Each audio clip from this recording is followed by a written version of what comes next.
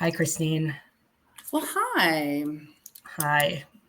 So we're here talking today about the chain of events that have occurred since we kind of last spoke. It kind of happened shortly after we spoke.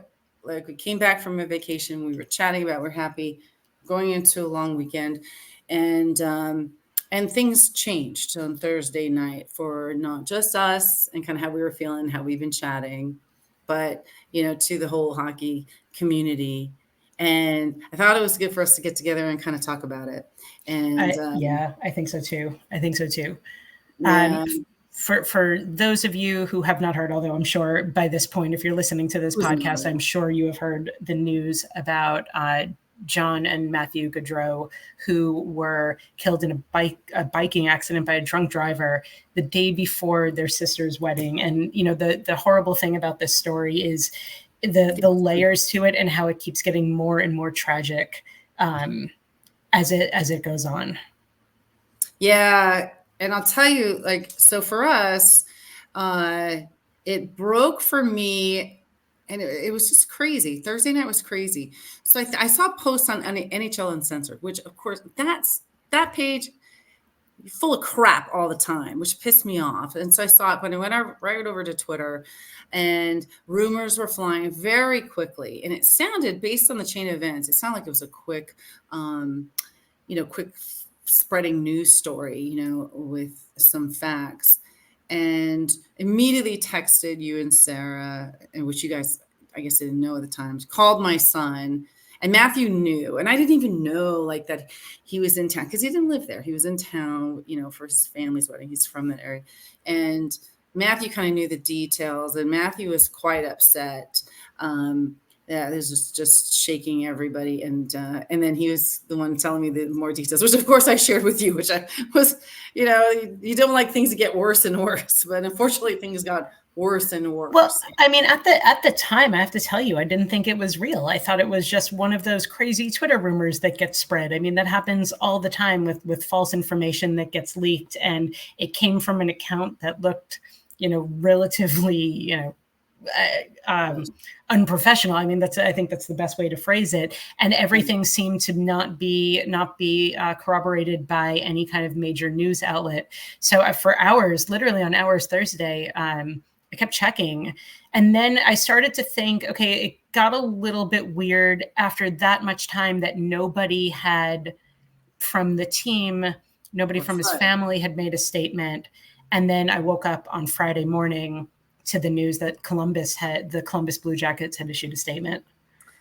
Yeah, so many people didn't sleep, and and following just the reactions, it's you used to see this emotion kind of going everywhere. I've seen very horrible things about the guy who hit and killed them, and you know and now it's changing. Like, another thing is, it is tradition now. It was cute. I'll tell you like something I was seeing, which was I thought was really super cute. So a tradition for honoring hockey players now, like, and I think it kind of came out with the Humboldt accident where all those kids had died, is to put the sticks out. And so that's where you see sticks out, for players and stuff. And kind of a funny sidebar story. Like, there's something else that happened, and I was talking to Matthew. I'm like, "Did you put sticks out?" And Matt's like, "No. Like when I did it before, someone stole them." So I'm like, "Oh, hopefully everybody ended up with their That's sticks." So, but it was kind of cute, like, amidst it also this growing memorial for Johnny and Matthew.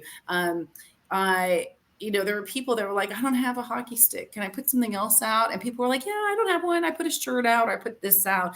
And it's just that motion of honoring, the hockey player in that kind of hockey way. It's unique to hockey, the hockey community. And it was super cute that people were kind of reaching out. You definitely felt just at a yeah the compoundness of everything, just kind of it spread everywhere, where people are still talking about it. Men were posting that they were in tears over things. I've gotten teary-eyed every time I see it on the news because there's something else, like his sister just issued a statement. And uh and then again, the facts that you kind of learned about both of them, it was so compounded, where you just didn't, every time you took a breath, you heard something else. Yeah. And that's kind of what made it just, something that we're going to keep, it's going to affect our entire season. Yeah, absolutely. And it'll be interesting to see, if the NHL does something or the individual teams do something. I mean, I know they all came out with statements. Even NHL 24, Right. they had, they pulled all their traditional, content that they normally have on Fridays that was down. So it's impacted everybody. I think, there's a number of reasons that this kind of story is so impactful. I mean, not only the death of a player, but the death of two brothers at the same time who are both part of the hockey community is shocking. The Columbus Blue Jackets lost their goalie in the offseason a couple of years ago in a freak accident. So I guess it reminds you also of like the fragility of life. It reminds us all that we need to be appreciative of the moment, to see it taken from, two people at like, the start of their lives, really. I mean, I know Johnny had played for a long time, but he was still young. I think he was 31. His brother was 29. They had an entire life in front of them, and ended so quickly over something so callous, and terrible as the story of the driver was. Yeah, so we can talk about that for a hot second. So to what I understand, the guy, overtook a car, and it also kind of goes into like the way it played out was just a perfect equation for disaster. Had anything else been just slightly different, it would have had a different outcome. But there were three cars. Apparently, he overtook one car to pass because he was impatient and wanted to pass the two cars who were slowing, because I guess the first car had seen the guys on the bike. And just as he had overtaken the first car, or the last car, the first car moved out of the way because he was approaching the bikers, and he took that, and that first car got in his way, so he tried to pass on the right and hit them. And he did stay on the scene. They were reporting on the news today that he works for like a drug and alcohol rehab center. Oh, really? I hadn't heard that. Oh my goodness. So he did fail a sobriety test. And that's really all that we know, or that I know. I think I heard something that, he might have had previous convictions, also unsubstantiated. I have not seen that. So he is in jail. We did see a video of him. Did you see the video? Yeah, of him like rolling his eyes when he found out that. Yeah, I mean, look, his life's changed forever too. And he's not going anywhere, so his court date is on Thursday. So he's sitting and thinking about things a little bit longer. But his life's done too. And I've seen a lot of really hateful things being said about the guy. Regardless of what people feel, he's going to pay, he stayed and he's paying the price of what he did that was wrong. We could go into that a little bit, because I know when I see that, a lot of people, and what they were saying, get angry about it. But reality is, I, for one, don't have driven, after drinking when I was younger. I'm lucky. And I've kind of said that to my kids too. Don't do it, because like that's the worst thing you can do is hurt somebody else. That's the worst thing. If you hurt your own self or kill yourself, then you're, you haven't hurt anybody else.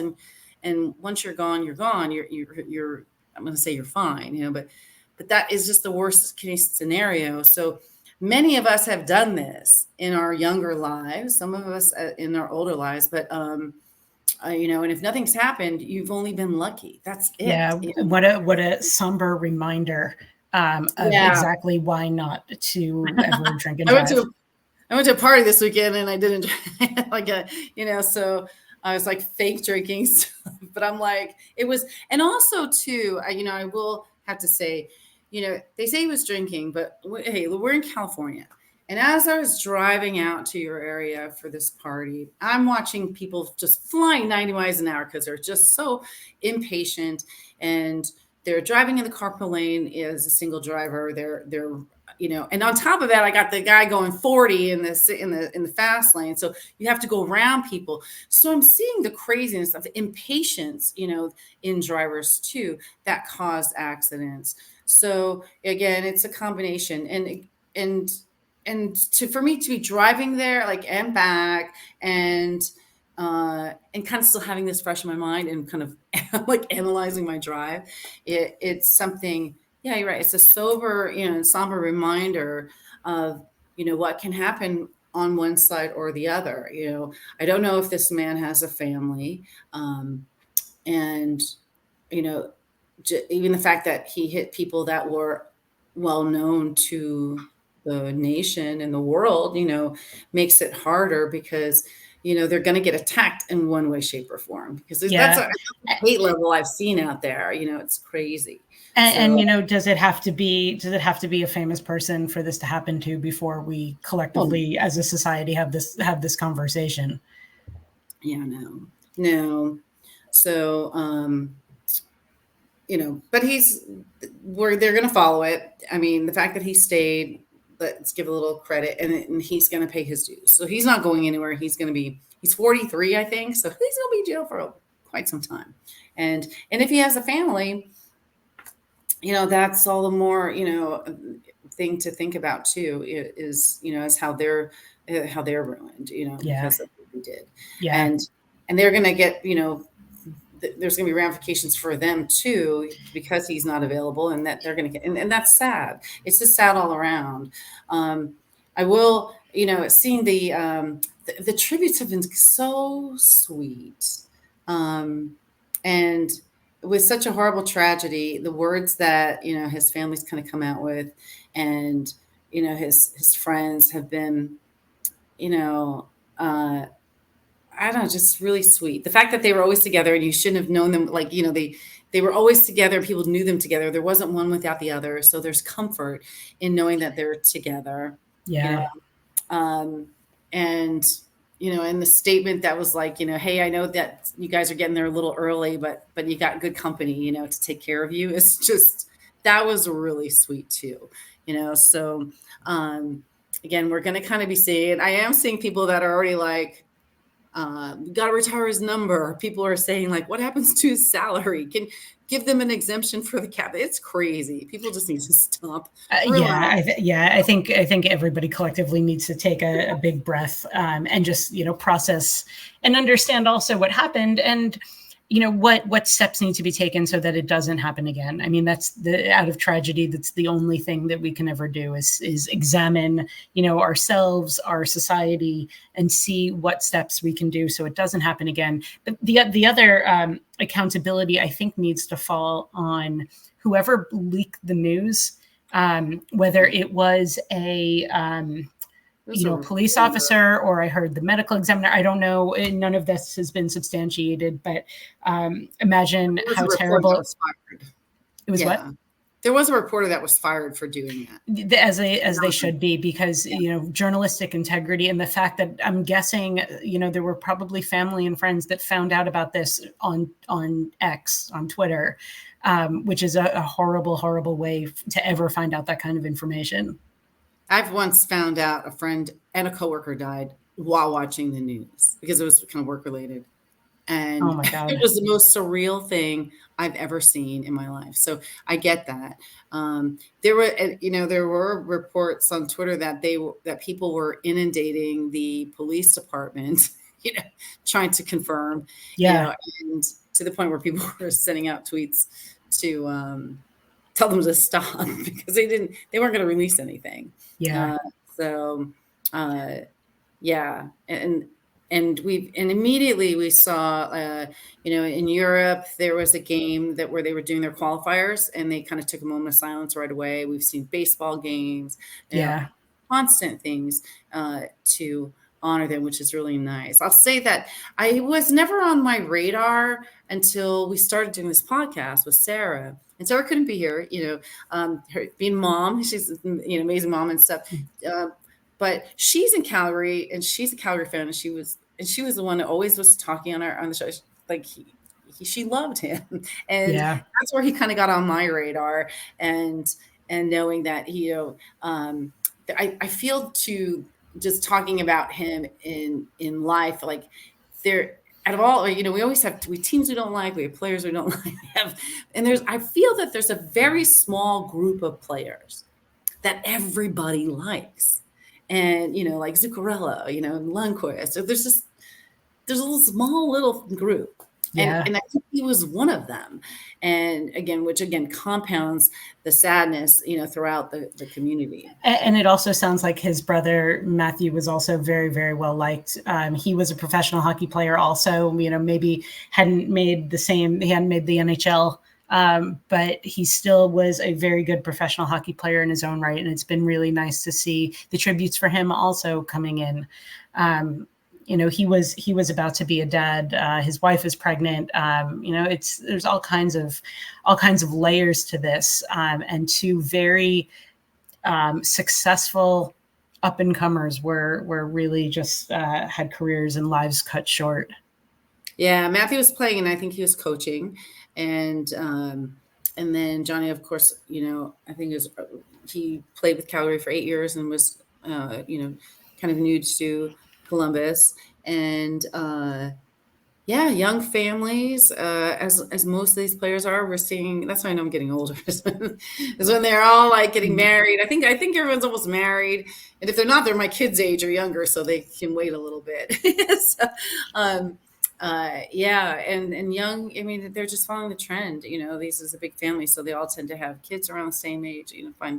Find their brides and create these wonderful families. So as they travel around, they all have people to kind of be with. A great family. There's 4 of them, so he's got 2 sisters.